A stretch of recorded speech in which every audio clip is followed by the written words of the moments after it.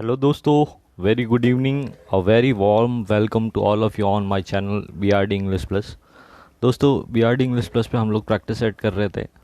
10 practice sets अभी तक हमने किए हैं और जो लास्ट 10 प्रैक्टिस सेट था वहाँ पे एक की जगह there are 6 question of the days, right. तो इस 11th प्रैक्टिस सेट को करने से पहले हम लोग जो पिछले 10th प्रैक्टिस सेट के क्वेश्चन ऑफ द डे है वो करेंगे। तो आइए फटाफट से उनको करते हैं। उससे पहले आप फटाफट से चैनल को शेयर कर दे, सब्सक्राइब कर दे, राइट। तो बढ़ते हैं हमारे फर्स्ट क्वेश्चन की तरफ। फर्स्ट मतलब जो क्वेश्चन ऑफ द डे थे, that is one word substitution. A piece of writing full of the words more than required. मतलब ऐसा कोई भी पीस या लेख जिसमें जो वर्ड्स है they are more than required, जो ज़रूरत से ज़्यादा है। तो दोस्तों ये मैंने आपको वन वर्ड ऑलरेडी करा रखा है। वर्बोस, वर्बोस का मतलब होता है वाचाल। वाचाल मतलब ज़रूरत से ज़्यादा शब्दों का प्रयोग करने वाला। स्कैनिटी, स्कैनिटी का मतलब कमी होता है दोस्तों। तो करेक्ट आंसर तो बी हो जाएगा हमारा, और स्कैनिटी मतलब कमी हो जाएगा। एम्बिग्यूटी, एम्बिग्यूटी का मतलब होता है दोस्तों जिसमें एक से ज़्यादा अर्थ निकलता है, ठीक है। किसी भी चीज़ का एक से ज़्यादा अर्थ निकलता है। Having more than one meaning, तो एक से ज़्यादा अर्थ निकलता है तो ये क्या हो जाता है, अस्पष्ट हो जाता है, ठीक है। Which is not clear. वेग भी बोलते हैं, VAGUE। वेग की स्पेलिंग आती है और बहुत इंपॉर्टेंट है एंटोनिम सिनोनिम के अकॉर्डिंग। और मैन्युस्क्रिप्ट बोलता है किसी भी बुक हो गई उसका जो ओरिजिनल कॉपी होती है, that is handwritten copy होती है, दैट इज़ मैन्युस्क्रिप्ट, ठीक है। जैसे कॉन्स्टिट्यूशन की जो हैंड रिटन कॉपी है, ओरिजिनल कॉपी है, दैट इज़ मैन्युस्क्रिप्ट, राइट। बढ़ते हैं नेक्स्ट क्वेश्चन की तरफ हमारे पास में। तो एक ही वन वर्ड सब्स्टिट्यूशन था, बाकी आपके पास में प्रीपोजिशंस थे। और दोस्तों आपने ध्यान दिया होगा तो ऑलमोस्ट सारे ही प्रीपोजिशन वाले जो क्वेश्चन थे उसमें नो प्रीपोजिशन आंसर आ रहा था, राइट। लेकिन फिर भी अपन कुछ वर्ड्स डिस्कस कर लेते हैं, राइट। जैसे कुछ बच्चों ने कंट्रोल के लिए बोला है सर कंट्रोल के साथ में ओवर आएगा। लेकिन दोस्तों कंट्रोल ओवर कब आएगा, जब आपको पता होना चाहिए कंट्रोल दो रोल प्ले करता है। अगर कंट्रोल जो है, अगर ये वर्ब है तो वर्ब है तो नो प्रीपोजिशन आएगा। और ये अगर नाउन का काम कर रहा है तो हम लोग किसका यूज़ करेंगे, we will use over, right. तो यहाँ देखो कैसा काम कर रहा है control. Could not, could not model है, ठीक है, और मॉडल के साथ वर्ब की फर्स्ट फॉर्म आती है। तो ये यहाँ पे क्या है, वर्ब है दोस्तों, ठीक है। आपको ऐसा पहचानना पड़ेगा। The teacher couldn't control the class, ये बिल्कुल सही है, right. He lost control, he lost control, lost verb है, लॉस्ट कर दिया क्या, कंट्रोल क्या लॉस्ट कर दिया, कंट्रोल, दैट इज़ नाउन, ठीक है। तो lost control over his car, फिर क्या आएगा, ओवर। आई होप दोस्तों आपको समझ में आया होगा। नो प्रिपोजिशन आएगा। और एक जो चीज़ और बताना चाहूँगा जो कंट्रोल के बारे में, जैसे ट्रैवल की जो स्पेलिंग होती है, तो ट्रैवल्ड पूछा जाता है स्पेलिंग में, दैट इज़ LLED, ठीक है। ऐसा कैसा आपको कंट्रोल ध्यान रखना है। जैसे ही कंट्रोल होगा तब तो सिंगल एल है, लेकिन कंट्रोल्ड, कंट्रोलिंग, इन सब में क्या हो जाता है, डबल हो जाता है, राइट। ऐसा कोई और वर्ड मुझे बता सकते हो आप। खैर अभी छोड़िए, वीडियो लंबा हो जाएगा, अपन बढ़ते हैं नेक्स्ट क्वेश्चन की तरफ। That is again preposition. America attacked. अब देखिए दोस्तों, अगर आपको पता नहीं होगा जब तक कि अटैक है, इन्वेड है, इनके साथ में नो प्रीपोजिशन आता है तो आप जचाओगे तो आप बोलोगे अटैक्ड ऑन इराक, लेकिन ऑन नहीं आएगा, नो प्रीपोजिशन आएगा। ऐसा मैंने इन्वेड के लिए भी दिया है, इन्वेडेड, राइट। तो इन्वेड हुआ, अटैक हुआ, नो प्रीपोजिशन लेंगे ये। Again we reach Jodhpur yesterday, हम जोधपुर कल पहुँचे, आपको इन एट नहीं लगाना है, राइट। आई होप आपको सीधा समझ में आ रहा होगा। बढ़ते हैं हमारे लास्ट दो प्रीपोजिशन की तरफ। फोर चैम्पर, कंप्राइज। अब जैसे दोस्तों मैंने आपको बताया कंट्रोल के बारे में, मैंने आपको एक चीज़ बताई कि आपको पता हो, कुछ बच्चों को पता होता है ओवर आता है, कुछ को पता होता है कि नो प्रीपोजिशन आता है, लेकिन बच्चों को पता नहीं होता कब नो प्रीपोजिशन आएगा। तो सेम अब कुछ बच्चों ने इसमें लगाया होगा, डेफिनेटली 101% बोल सकता हूँ जहाँ तक मैंने पढ़ा है।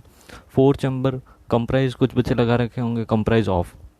लेकिन दोस्तों ये बिल्कुल, क्योंकि हम इसको पढ़ते हैं कंप्राइज ऑफ, लेकिन हमको सही पता नहीं है कंप्राइज ऑफ कब आता है। आपने देखा होगा कभी कंप्राइज ऑफ नहीं आएगा, क्योंकि ये प्रेजेंट फॉर्म में है, फर्स्ट फॉर्म में। हमेशा आपने जो भी पढ़ा होगा ना वो हमेशा कंप्राइज्ड के साथ ऑफ आता है। इसका मतलब है वो जो कंप्राइज्ड होता है वो क्या होती है, थर्ड फॉर्म होती है। और थर्ड फॉर्म इज RM के साथ में कब आती है, पैसिव कंस्ट्रक्शन में। तो पैसिव में ऐसा होता है, कंप्राइज के साथ में ऑफ आता है, और वो भी ऑफ किसके लिए आता है, इंस्टीड ऑफ बाय, ठीक है। तो जैसे मैंने नो वर्ब बताई थी कि जब भी नो वर्ब आती है तो बाय की जगह किसका यूज़ करते हैं, टू का यूज़ करते हैं। सेम वही कॉन्सेप्ट है कि अगर एक्टिव वॉइस में वर्ब कंप्राइज है तो पैसिव में हम कंप्राइज्ड ऑफ का यूज़ करेंगे, ना कि बाय का यूज़ करेंगे। चलिए, आई होप आपको समझ में आ गया होगा कि अगर कंप्राइज जो है एक्टिव में ऑफ नहीं लेगा, पैसिव में ऑफ लेगा। अब मेरे को दोस्तों आप ही बताइए ये सेंटेंस कौन से वॉइस में, एक्टिव में है या पैसिव में है। ये हमारा फोर चैम्बर जो कि प्लूरल है, ये हमारा सब्जेक्ट हो गया। ये सब्जेक्ट हुआ तो ये कंप्राइज क्या हो गई, वर्ब हो गई। और ये वर्ब की कैसी फॉर्म है, फर्स्ट फॉर्म है। तो प्रेजेंट सिंपल में है, सब्जेक्ट प्लूरल है, फर्स्ट फॉर्म आई है। तो कह रहे हैं एक्टिव वॉइस में है, ठीक है। तो एक्टिव वॉइस में यहाँ पे क्या यूज़ किया जाएगा, no preposition, sorry, active voice में यहाँ पे नो प्रीपोजिशन यूज़ करेंगे। लेकिन अगर मैं आपको बोलूँ इसका पैसिव बना ही दो, तो आप पैसिव जो है वो कैसे बनाओगे, बना के बताइए। इसका जो पैसिव बनेगा वो कुछ इस टाइप से होगा, दैट ह्यूमन हार्ट। अब प्रेजेंट सिंपल है, किस में चेंज होगा, प्रेजेंट कंटिन्यूस में। तो ह्यूमन हार्ट तो सिंगुलर है, तो हम लोग बोलेंगे इज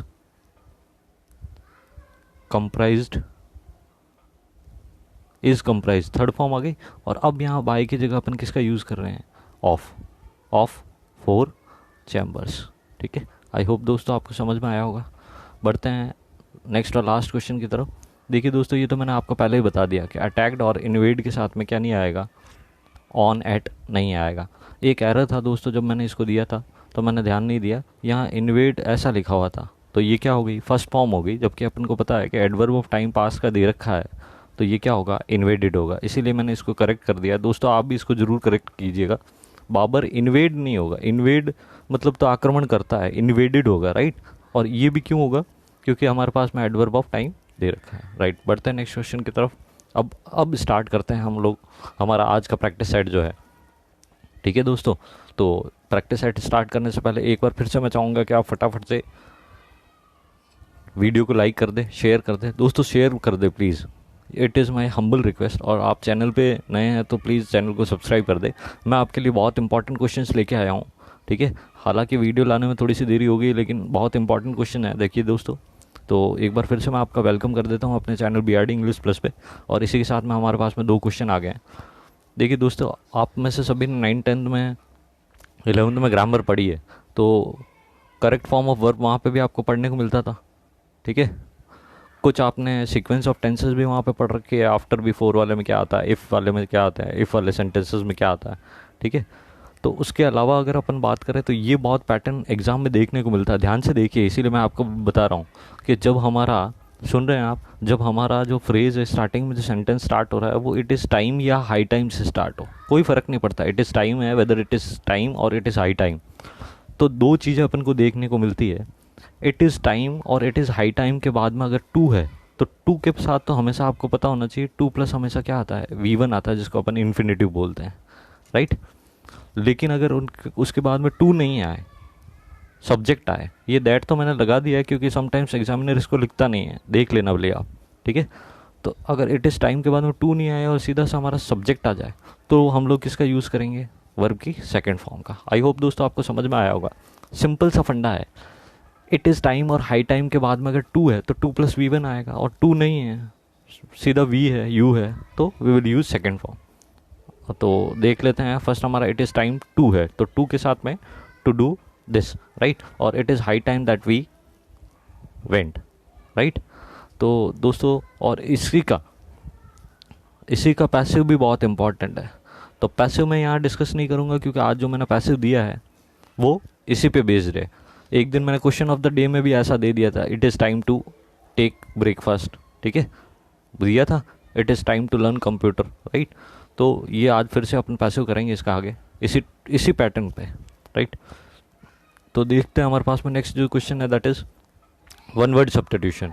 तो वर्ड सब्स्टिट्यूशन की बात करें तो sleeping rooms with several beds specially in college और इंस्टीट्यूशन, किसी संस्थान या फिर कॉलेज में एक बड़ा सा रूम होता है जिसमें स्पेशली बेड ही बेड होते हैं, ठीक है दोस्तों, उसको बोला जाता है डॉर्मिटरी, ठीक है। डॉर्मिटरी की स्पेलिंग इंपॉर्टेंट है।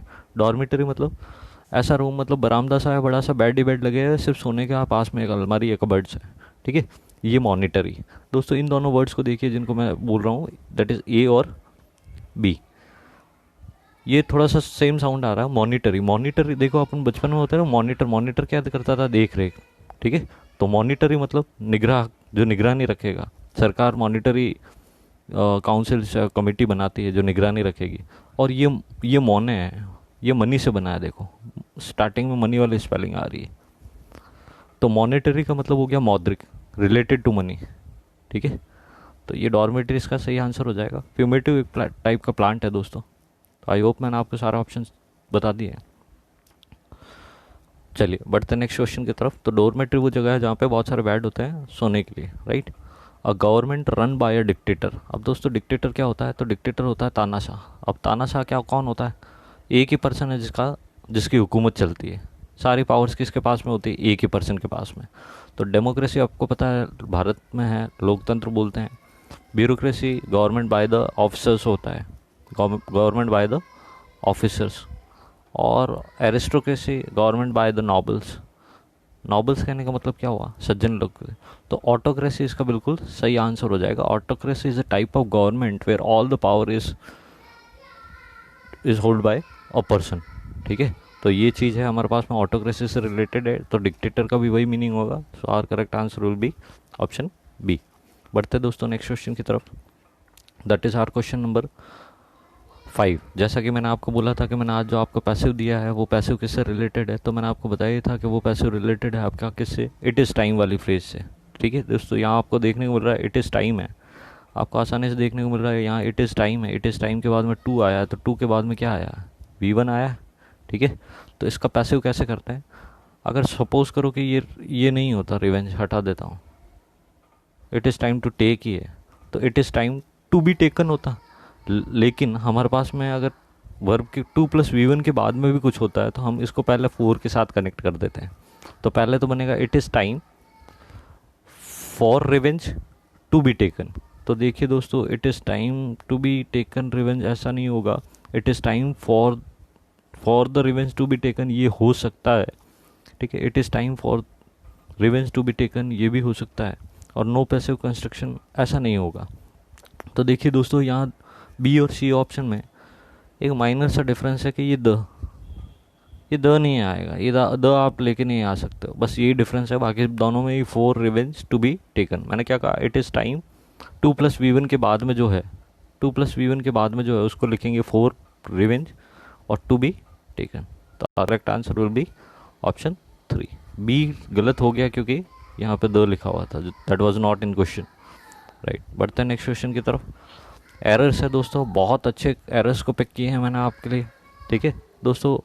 बहुत इंपॉर्टेंट एरर है, पढ़ के आपको 6 जो सेंटेंस है वो पढ़ के आपको कहीं नहीं लगेगा कि सेंटेंस में एरर है।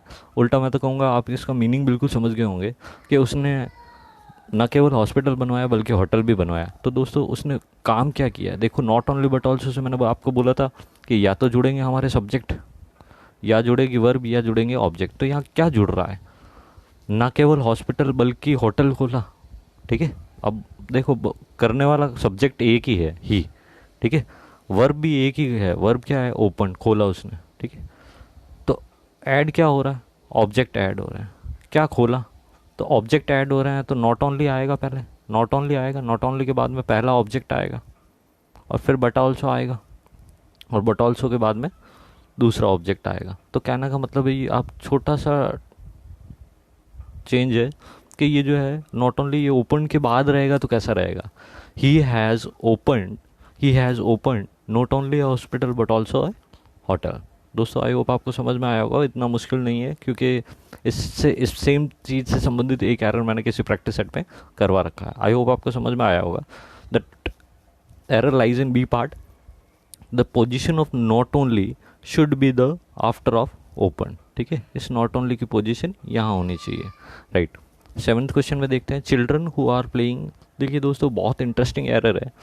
बच्चों को बोलेंगे एरर ढूंढिए तो हर पार्ट में एरर ढूंढ लेंगे वो, लेकिन सेंटेंस में एरर नहीं है, सेंटेंस के बाहर एरर है। यहाँ चिल्ड्रन से पहले क्या होना चाहिए, यहाँ चिल्ड्रन से पहले द होना चाहिए दोस्तों। रिलेटिव प्रोनाउन वाला रूल है, जब भी रिलेटिव प्रोनाउन होता है तो उससे पहले जो एंटेसिडेंट होता है दैट इज़ डेफिनेट, ठीक है। तो एरर ये था आपके पास में। बढ़ते हैं हमारे नेक्स्ट और 8th क्वेश्चन की तरफ। You have to choose an answer. दोस्तों ये बहुत सिंपल सा क्वेश्चन है, अगर आप इसको ध्यान से देखोगे, आज इसके बारे में मैंने आपको बहुत कुछ बताया है। मैंने आज ही आपको बताया था कि दोस्तों सुनिए, मैंने अभी आपको बताया था कि इट इज़ टाइम के बाद में क्या आता है 2+v1। तो मैंने आपको बोल के बताया था ये 2+v1 तो आपको पता ही होगा, इसको ये इन्फिनेटिव होता है। फिर मैंने आपको पैसिव भी करवाया कि जब भी 2+v1 आता है तो हम लोगों को 2b+3rd फॉर्म फॉलो करना है, राइट। तो जब यहाँ पे भी आपको 2 के साथ में फर्स्ट फॉर्म देखने को मिल रही है, 2 के साथ में फर्स्ट फॉर्म होनी चाहिए, तो दोस्तों ये फर्स्ट फॉर्म नहीं है दोस्तों, CHOSC ये सेकेंड फॉर्म है, ठीक है। CHOOSE ये चूज़ फर्स्ट फॉर्म है, तो यहाँ पे जो है एक और ओ आना चाहिए था। बढ़ते हैं नेक्स्ट क्वेश्चन की तरफ। नेक्स्ट क्वेश्चन बहुत इंपॉर्टेंट एरर है दोस्तों, ध्यान से सुनिए, आप इसको बिल्कुल ध्यान से सुनिएगा कि क्या मैं आपको सिखाना चाहता हूँ। देखो दोस्तों, दो चीज़ें होती है, एक तो होता है द नंबर ऑफ और एक होता है अ नंबर ऑफ, ठीक है। तो अ नंबर ऑफ के साथ प्लूरल वर्ब आती है, लेकिन द नंबर ऑफ के साथ में क्या आती है, सिंगुलर वर्ब। ध्यान से सुनिएगा दोस्तों, द नंबर ऑफ के साथ में सिंगुलर वर्ब आती है, लेकिन ये क्या हो गया, रिलेटिव प्रोनाउन आ गया। तो रिलेटिव प्रोनाउन आ गया तो रिलेटिव प्रोनाउन वाला रूल लगेगा कि रिलेटिव प्रोनाउन से पहले जो ऐसा होगा, जो स्टूडेंट्स है, तो रिलेटिव प्रोनाउन के बाद में भी क्या आया, अपीयर्स, और अपीयर में से क्या आया, अपीयर आया, प्लूरल है, ठीक है ना।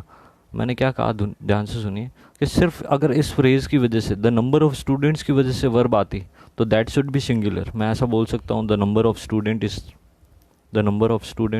40, number of students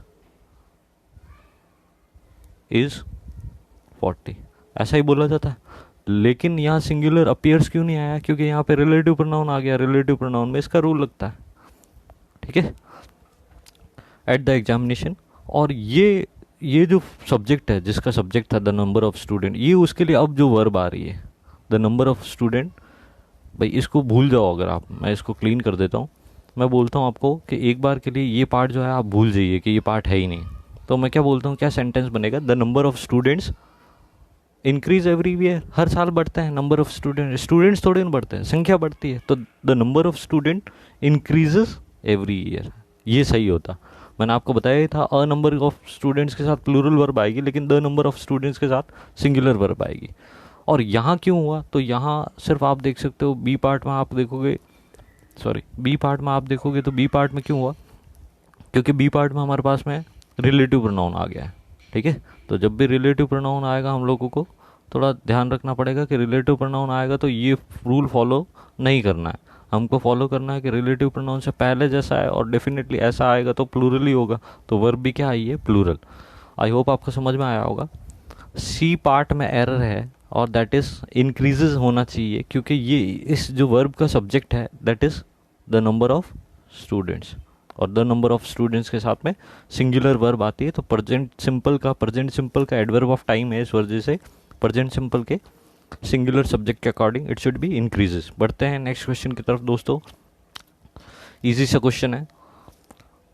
it is second time, ठीक है दोस्तों, आज इट इज़ टाइम के ही आ रहे हैं, ये जानबूझ के नहीं जाना, लेकिन यहाँ पे थोड़ा सा कॉन्सेप्ट है, इट इज़ सेकेंड टाइम, तो it is the second time. दोस्तों एक तो होता है सेकंड, जैसा आपको लिखने की तरह से ये 2 नहीं लिखा हुआ है, ये सेकंड लिखा हुआ है, तो सेकंड हुआ, फर्स्ट हुआ, all these are ordinal number, ये सभी क्या है, ऑर्डिनल नंबर है। और ऑर्डिनल नंबर से पहले आप क्या यूज़ करते हैं, we use definite article the, ठीक है।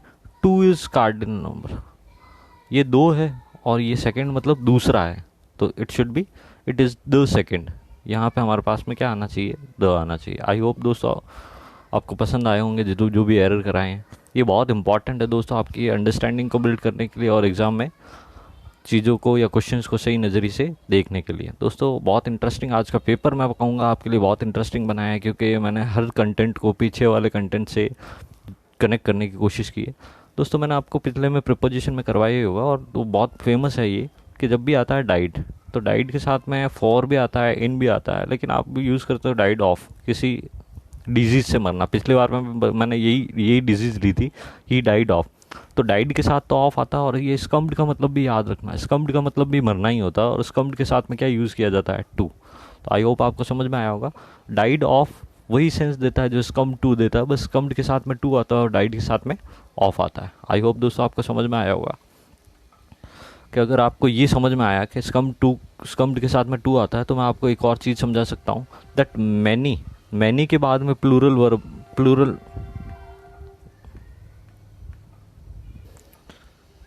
चलिए कोई बात नहीं, मैं आपको लिख के बता देता हूँ। मैं ये बोलना चाहता हूँ कि मैनी जो वर्ड है, मैनी के बाद में हमेशा प्लूरल काउंटेबल नाउन आता है, लेकिन मैनी के बाद में अगर ए देखने को मिलेगा तो ये MEN नहीं है, ये MAN है। ठीक है दोस्तों, तो मैनी के बाद में सिर्फ मैनी के बाद में प्लूरल नाउन आता है, और प्लूरल ही क्या आएगी, वर्ब भी प्लूरल आएगी। लेकिन जैसे ही हमारे पास में मैनी ए आ जाता है, तो मैनी ए के बाद में नाउन भी ये क्या हो गया, ये सिंगुलर काउंटेबल नाउन हो गया, MAN हो गया। ठीक है, और अगर वर्ब आनी होती तो वर्ब भी क्या आती, सिंगुलर आती। आई होप आप दोस्तों आपको समझ में आ गया होगा। बढ़ते हैं नेक्स्ट क्वेश्चन की तरफ। ही हैज़ बीन सफरिंग, दोस्तों आपको ये तो एप्लीकेशन में भी दिखा है कि I have been suffering from fever, तो सफरिंग के साथ में क्या यूज़ किया जाता है, we will use suffering from. दोस्तों ये क्वेश्चन क्यों दिया है, जब मैं ये टाइप कर रहा था गलती से मैंने यहाँ पे क्या टाइप कर दिया, मैंने यहाँ पे टाइप कर दिया ही है तो he is suffering from fever, ऐसा टाइप कर दिया था। फिर मुझे याद आया दोस्तों कि जब भी आप देखो, आप दोस्तों यहाँ पे बहुत सारी चीज़ें देखने के लिए, आप ऐसा नहीं बोल सकते कि लास्ट नाइट तो जो एडवर्ब ऑफ टाइम होता है वो किसका होता है, पास्ट सिंपल, उसके अकॉर्डिंग सेकंड वर्ब आनी चाहिए। तो इस सफरिंग नहीं होगा, सफर्ड होगा। नहीं दोस्तों, ये इसके साथ में क्या दे रखा है, सिंस 4, और सिंस 4 के साथ में टाइम दे रखा है, इसीलिए हम क्या बोलते हैं, प्रेजेंट परफेक्ट कंटिन्यूस का होगा। हालांकि इससे मीनिंग बन रहा है, ठीक है, लेकिन सही ये एडवर्ब ऑफ टाइम, ये सिंस 4 के साथ में टाइम आने की वजह से हम इसको क्या बोलेंगे, ही, और ही के साथ हैज़ बीन के साथ में क्या यूज़ किया जाएगा, ING, दैट इज सफरिंग, और सफरिंग के बाद में सफरिंग फ्रॉम, राइट। तो सफरिंग के साथ में फ्रॉम। आई होप आपको दोस्तों ये जो भी एडिशनल इन्फॉर्मेशन दे रहा हूँ, बच्चे यहीं पे कंफ्यूज होते हैं कि बच्चों को सिखा दिया जाता है कि जब भी सेंटेंस में लास्ट नाइट आएगा तो आपको पास्ट सिंपल बनाना है, लेकिन दोस्तों ये भी तो बताया जाता है कि सिंस 4 के साथ में अगर कोई भी टाइम आएगा तो क्या होगा, that is present perfect continuous, और प्रेजेंट परफेक्ट कंटिन्यूस में ही के साथ में हैज़ बीन सफरिंग आएगा। आप लगा के देख लीजिए, ही इज सफरिंग भी आपको सही लगेगा, ठीक है, मीनिंग बन जाएगा आपका। बढ़ते हैं नेक्स्ट क्वेश्चन की तरफ। Choose the correct indirect speech. दोस्तों बहुत इजी से इनडायरेक्ट स्पीच दिया है मैंने आपको, बस आपको एक जो चीज़ है जो समझाने के लिए क्वेश्चन दिया है वो मैं आपको फटाफट से बता देता हूँ बिना आपका टाइम वेस्ट किए। राम सैड है, तो दोस्तों राम सैड है, सैड ही रहेगा, तो सैड 3 में है, सही B, C और D में है हमारे पास में, तो ए तो पहले एलिमिनेट हो गया। सब में क्या लगा हुआ है, सैड दैट। आई एम है, ये पास्ट में है, ये पहले से पास्ट में है, तो यहाँ टेंस चेंज होगा, यहाँ टेंस चेंज होगा, तो देखो यहाँ टेंस चेंज नहीं हुआ है, तो इन दोनों को अपन लेके चल सकते हैं। He was very busy, THAN और THEN। अब दोस्तों आपने ये तो पता ही होगा कि नाव के बाद में नाव को किस में चेंज करते हैं, देन में, लेकिन एग्जाम में याद नहीं रहेगा ये दोनों में बस यही डिफरेंस है, THAN और THEN। तो दोस्तों आपको याद रखना है कि THAN जो देन है वो हमेशा कंपेरेटिव डिग्री के साथ में आता है, राइट। नाउ देन किस में चेंज होगा, और यही नाउ प्रेजेंट कंटिन्यूस का एडवर्ब है, इससे पता चलता है प्रेजेंट कंटिन्यूस का है, और यही देन है जिससे पता चलता है कि सेंटेंस किसका है, पास्ट कंटिन्यूस का है। तो दोस्तों आज के वीडियो में मैं आपको प्रैक्टिस सेट तो करवा रहा हूँ, साथ में ही कुछ ग्रामर के रूल्स जो है जो बहुत इंपॉर्टेंट है, जो आपको पता होना चाहिए। मैंने आपको बातों में, आपको पता भी नहीं होगा कि मैंने आपको बातों में 3-4 टेंसेस के एडवर्ब बता दिए, राइट। तो हमारा सही आंसर हो जाएगा, that will be answer option C. Option C क्यों होगा दोस्तों, बी क्यों नहीं होगा, तो बी क्यों नहीं होगा, ये THAN है, ये नहीं होता है, नाउ देन में चेंज होता है। बढ़ते नेक्स्ट क्वेश्चन की तरफ। राइट, बहुत अच्छे सिनोनिम्स है दोस्तों, सिनोनिम्स देखना, लिखा हुआ है प्रोस्क्राइब का मतलब बताना है दोस्तों, या इसका सिनोनिम बताना है। प्रिस्क्राइब होता है एक तो दोस्तों, तो इसका होमोफोन है। प्रोस्क्राइब का मतलब होता है बैन करना, किसी चीज़ प्रतिबंध लगाना, बैन, तो इसको बोलेंगे परमिट नहीं प्रोहिबिट इसका सही सिनोनिम हो जाएगा। और परमिट जो है, परमिट है, अलाउ है, सैंक्शन है, ये तीनों इसके क्या हो जाएंगे, सिनोनिम, सॉरी एंटोनिम, उल्टा हो गया ना। इसका मतलब बैन हो गया या बंद करना, प्रतिबंध लगाना, प्रोहिबिट करना है, तो परमिट का मतलब लागू करना, अलाउ, सैंक्शन करना, ऑल दीज हैव एंटोनिम, इसके उल्टे हैं, ठीक है। तो हमको सिनोनिम पूछा था, option will be C. Next question है हमारे पास में परप्लेक्स। दोस्तों बहुत बार बता दिया परप्लेक्स का मतलब होता है कंफ्यूज, और मैं क्यों बोल रहा हूँ बहुत बता दिया, क्योंकि ऐसे 3-4 ईडियम बता दिए, एट 6 and 7, एट सीज, ठीक है।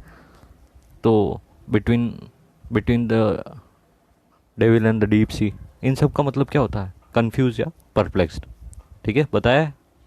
तो मैंने आपको ये वर्ड बहुत बार बता दिया, परप्लेक्स हो गया या कंफ्यूज हो गया। इसका सिनोनिम जो होगा, तो आप देखोगे पजल्ड का मतलब भी कंफ्यूज होता है। बैफल, ये इंपॉर्टेंट है आपके लिए, ठीक है। बैफल का मतलब भी क्या होता है? कंफ्यूज होता है। और कन्फाउंड का मतलब भी यही होता है। So our correct answer will be option D. बढ़ते हैं नेक्स्ट क्वेश्चन की तरफ, फटाफट से देख लेते हैं दोस्तों। ये जो अब क्वेश्चन है, एंटोनिम सिनोनिम के क्वेश्चन आपको ध्यान से देखने पड़ते हैं दोस्तों, क्योंकि एंटोनिम आया है हमारे पास में। तो एंटोनिम किस वर्ड का आया है?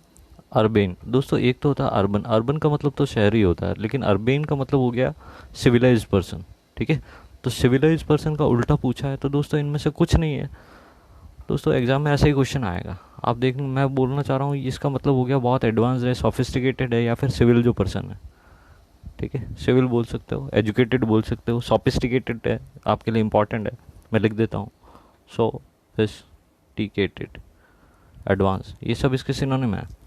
तो इसका उल्टा क्या हो जाएगा? तो स्लो तो कभी भी नहीं होगा इसका उल्टा, फुलिश कभी भी नहीं होगा, एलिगेंट तो इसका सिनोनिम है, ठीक है। और क्रूड, क्रूड का मतलब होता है कच्चा, जो अभी मतलब सोफिस्टिकेटेड नहीं है, अनसोफिस्टिकेटेड है। तो इसका करेक्ट एंटोनिम जो हो जाएगा अर्बेन का, दैट इज, भाई दोस्तों अर्बेन का मतलब सिविल, सिविल भी हो गया, सोफिस्टिकेटेड भी हो गया। अर्बेन का मतलब काइंड भी हो गया, जेनरस भी हो गया, राइट। भाई जो ज़्यादा पढ़ा लिखा है, जो ज़्यादा एजुकेटेड है, जो ज़्यादा सिविलाइज्ड है, जैसे जैसे सभ्य होता जाता मानव, तो वो मानवता के गुण दिखाता है, दैट इज़ काइंड हो गया, जेनरस हो गया। तो ये आपको बहुत सोच के क्रूड ऑयल, क्रूड जो है वो टिक करना होगा। क्रूड का मतलब कच्चा हो गया, तो कच्चा का मतलब यह सरल हो गया, तो जिसको कॉम्प्लिकेटेड प्रोसेस से नहीं गुजारा गया है, सिविल नहीं हुआ है वो, ठीक है, अनसोफिस्टिकेटेड है। आई होप आप दोस्तों आप समझ पाओगे। इसके अलावा आप कोई ऑप्शन मार्क नहीं कर पाओगे, ठीक है। तो बढ़ते हैं नेक्स्ट क्वेश्चन की तरफ, दैट इज़ बैरन। अब बैरन का भी दोस्तों आपको एंटोनिम बताना, और बैरन का आपको मतलब पता होना चाहिए। बैरन का मतलब होता है बंजर। बंजर मतलब जहाँ पे कुछ उगता नहीं है, ऐसी भूमि को बोला जाता है। तो बैरन का एंटोनिम हो जाएगा फर्टाइल, ठीक है, उपजाऊ, फर्टाइल। और दोस्तों ये जो फ्यूटाइल है, फ्यूटाइल का मतलब होता है वेस्ट, व्यर्थ को बोला जाता है फ्यूटाइल, ठीक है। तो किसी सेंस में फ्यूटाइल जो है इसका सिनोनिम हो सकता है, लेकिन हमारा जो क्वेश्चन है वो डिमांड कर रहा है एंटोनिम की, तो our correct antonym will be option C. बढ़ते हैं नेक्स्ट क्वेश्चन की तरफ। वेट का मतलब पता हो गया आपका? वेट का मतलब होता है भींगा हुआ होना, नम, ठीक है। और एक ऐसी वर्ब है, उसको भी ध्यान में रखो, ड्रेंच, DRENCH, ड्रेंच। ड्रेंच का मतलब भी होता है पूरी तरीके से भीगा होना या सना होना, ठीक है। एक्सेप्शन आपको पता ही होगा, एक्सेप्शन बोला जाता है अपवाद को। बढ़ते हैं नेक्स्ट क्वेश्चन की तरफ। ये हमारे पास में ईडियम है, बहुत फेमस सी ईडियम है, जो एयरफोर्स में काफ़ी बार आ गई है और बहुत ज़्यादा चांसेस है कि फिर से आ सकती है। तो इस टाइप की ईडियम्स को तो आपको मुँह जुबान याद रखना चाहिए, ठीक है। तो दोस्तों ये हमारा to have an axe to grind. To have an axe to grind दोस्तों इसका सिंपल सा मीनिंग होता है कि to have an selfish motive or purpose, to have a strong or selfish motive or purpose, ठीक है दोस्तों। ये इसका जस्ट उल्टा दे दिया, नॉट टू हैव, ठीक है, तो ये नहीं हो जाएगा। बढ़ते हैं लास्ट हमारे क्वेश्चन की तरफ, that is again very common idiom. Idioms है once in a blue moon. Once in a blue moon दोस्तों आप हिंदी में समझ सकते हैं, ऐसा बोलना चाह रहा है कि ईद का चांद। अब ईद का चांद किस व्यक्ति को बोलता है? जो बहुत कम बार दिखाई देता है, that is once in a blue moon, right. तो फ्रिक्वेंटली का मतलब तो बार बार हो गया, ये तो इसका बिल्कुल उल्टा सा है, ठीक है। तो इसमें और बी और सी में आपको देखना है कि बी और सी में क्या होता है, भाई थोड़ा सा फ़र्क है। ये बोल रहा है रेयरली, रेयरली का मतलब भी यही होता है न के बराबर। ये तो कभी नहीं होगा, ये अगर 100 सालों में भी होगा तो होगा, ठीक है। तो ये डिफरेंस है, ये सर्टन है कि नहीं होगा, और ये क्या है, अनसर्टन है, बहुत कम बार होता है लेकिन होता है, ठीक है। तो दैट इज़ रेयरली हमारा सही आंसर हो जाएगा। और वंस इन ए ईयर, साल में एक बार होता है। आपके जो एग्ज़ाम्स होते थे जो इस साल नहीं हुए, दैट इज़ एनुअल, ठीक है। साल में एक बार होने वाला एनुअल, और 2 साल में एक बार होने वाला थिंग और event that happens once in every 2 year, that is biennial. और दोस्तों बाइनियल की स्पेलिंग जो है बहुत इंपॉर्टेंट है, मैंने आपको पहले भी बताया है, that is BIENNIAL, biennial. Biennial मतलब that happens in every 2 years, right. तो दोस्तों आज का वीडियो यहीं तक था। आई होप आपने वीडियो को एंजॉय किया होगा। दोस्तों मन से आप वीडियो को शेयर कर देना अगर सही में आपको कंटेंट अच्छा लगा, आपको लग रहा है कि वीडियो जो है हमारे लिए हेल्पफुल हो सकती है। नो डाउट हेल्पफुल होंगी, आप आके जाके देखेंगे एग्ज़ाम में, ठीक है। तो फटाफट से बस मुझे थोड़ा सा सपोर्ट करने के लिए आप ज़्यादा से ज़्यादा चैनल को, वीडियो को सब शेयर करें, लाइक करें, ठीक है, और सब्सक्राइब करवाएं दोस्तों से। अभी जो मेरे पास में नंबर ऑफ़ सब्सक्राइबर्स है वो बहुत अच्छे है। इट इज़ अप्रॉक्सीमेटली 340 के आसपास होंगे मेरे पास, ठीक है। तो ये बहुत अच्छा सपोर्ट मिल रहा है आपका, और इसके लिए एक बार फिर से बहुत दिल से मैं आप सभी लोगों को धन्यवाद देना चाहूँगा दोस्तों। और धन्यवाद के साथ में अब मैं चाहूँगा कि आपको अपनी तरफ से गुड विशेस भी दूँ कि जिन बच्चों ने अभी अपनी प्रिपरेशन स्टार्ट की है, ठीक है, तो प्रिपरेशन जो लोग कर रहे हैं उनके लिए एक ही सलाह है, बार बार रिवाइज़ कीजिए, रिवीजन कीजिए। रिवीजन इज़ की टू सक्सेस, ठीक है, यही आपको एग्ज़ाम में सफलता दिलाएगी, राइट। तो दोस्तों आज का वीडियो यहीं तक है, और देख लेते हैं अगर आपके लिए क्वेश्चन ऑफ द डे है। हाँ दोस्तों, आपके लिए क्वेश्चन ऑफ द डे है 2, और फटाफट से इसका स्क्रीनशॉट ले लीजिए। जैसा आज 2 क्वेश्चन कराए थे स्टार्टिंग में, इट इज़ टाइम वाला, इट इज़ टाइम और हाई टाइम के बाद में 2+V1 आएगा, और कब V1 आएगा और कब V2 आएगा, सेम उसी पैटर्न पे बेस्ड हमारे पास में प्रिपोजिशन क्या है। फटाफट से स्क्रीनशॉट ले लीजिए। और प्रिपोजिशन ही मैं आप थोड़ा फोकस कर रहा हूँ क्योंकि बच्चों को मुझे पता है प्रिपोजिशन में प्रॉब्लम आ रही है। प्रिपोजिशन क्योंकि आप जब तक पढ़ोगे नहीं भाई, कोई भी चीज़ जब तक आप पढ़ोगे नहीं तब तक आपको आएगी नहीं। आपको लगता है कि भाई इन ऑन एट तो लगाना है, ये वो वाले प्रिपोजिशंस नहीं है भाई, ठीक है। तो ये आप जब एयरफोर्स का पढ़ रहे हो या डिफेंस सर्विसेज में जाने का सोच रहे हो तो आपके पास में बहुत अच्छे से रीज़न होना चाहिए किस प्रिपोजिशन को क्यों यूज़ किया जाता है, राइट। और बाकी रही बात प्रिपोजिशन का डिटेल वीडियो मैं आपके लिए ला दूंगा दोस्तों जल्दी ही, ठीक है। मुझे पता है बहुत लेट हो रहा है, बच्चे बोल रहे हैं एग्ज़ाम्स आ रहे हैं, लेकिन मैं अपनी तरफ से पूरी कोशिश कर रहा हूँ। और एग्ज़ाम से पहले क्या मैं आपको बहुत सबसे पहले डिटेल लेक्चर में अगर कुछ प्रोवाइड कराऊंगा तो दैट विल बी प्रिपोजिशन, जहाँ तक मेरी संभव प्रयास है, ठीक है। नहीं हुआ किसी केस में 1% में भी अगर नहीं हुआ तो नाउन होगा, बाकी सेकंड क्वेश्चन तो मैं आपको जल्दी से जल्दी आपको प्रिपोजिशन कराऊंगा। तो ठीक है दोस्तों, आज यहीं तक है अपना साथ, मिलते हैं नेक्स्ट वीडियो में, ठीक है। जो भी नेक्स्ट वीडियो होगी मैं आपको बता दूंगा। मिलते हैं नेक्स्ट वीडियो में, तब तक के लिए जय हिंद, वंदे मातरम। Thank you all of you.